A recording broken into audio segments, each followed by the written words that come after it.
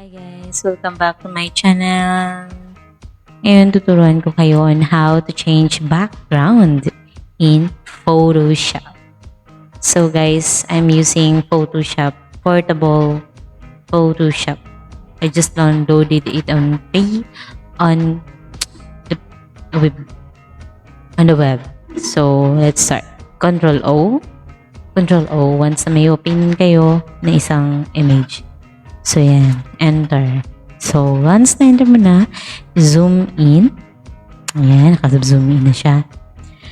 Then, para ma-edit nyo naman siya, you just need to double-click this one.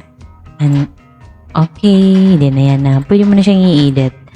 So, once na-edit mo, ang gagawin mo lang is you use these tools. Dalawang tool lang naman yung gagamitin mo. Ewan ko lang sa iba kung may nalalaman pa ibang tools. Kasi, sa akin ito lang. Pwede na naman ito, tapos ginagamitan mo nito, tapos ginaganyan-ganyan mo, then ganyan, yan, tada, nawala na siya.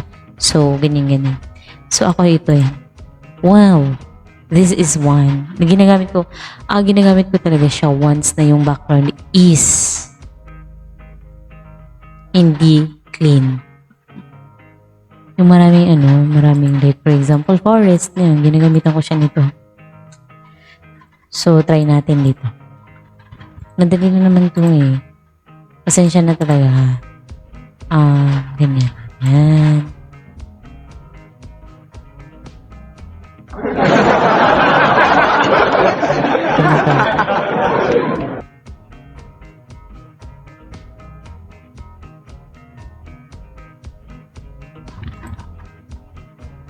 Yan. Tadan! So, ayan na.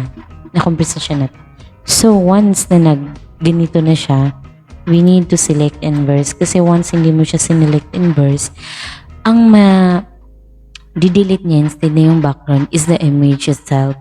So, we need to select inverse, then delete. Yan, na-delete na yung background, then Control D para ma-deselect yung mga maliliit na mga lines. Then, after that, ganito na. New layer tayo kasi bibigyan siya natin ng bagong background. New layer. Kasi na nasa taas siya, you should drag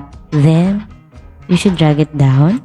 Pag na-drag it down mo na, gamitan mo na ito. Paint tool. Then, click. Oh, wow. As in, wow na wow. Choken. So, ano na? Andiyan na siya. May bago na siyang background. Sorry for this ha. Kasi itong white na to, hindi ko talaga siya hindi ko siya masyadong ni-edit. Pero, simple lang naman yun eh. Diba? Ipina-follow mo lang yung mga edges.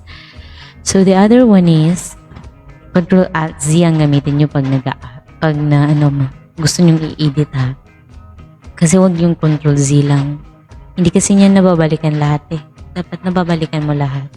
For you to move on. Try na. So, yan. Meron din tayong tinatawag na magic tool. This one is a magic tool. Once na i-click mo siya, wow!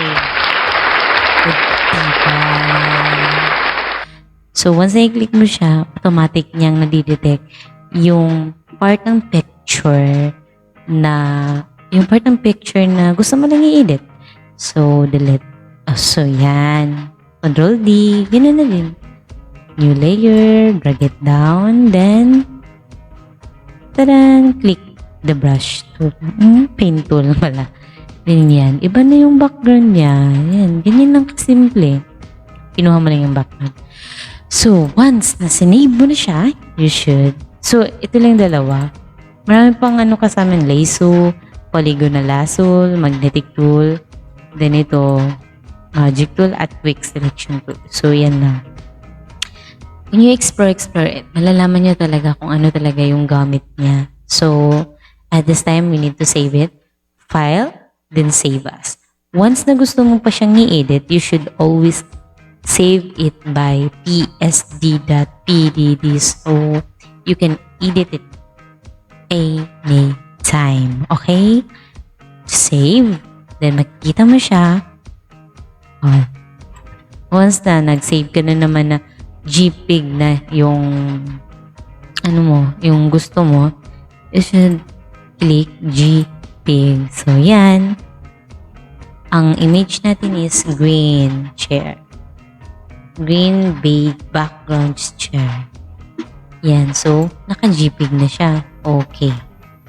Then, Windows A para pumunta tayo dun sa folder na pinag-save natin is YT.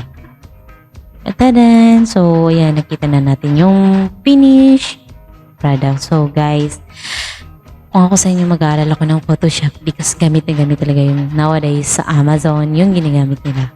At nag-hire sila ng graphics designer such as Filipino, kahit na anong nationality. So, once you are ready to know Photoshop or you are aspirant to become a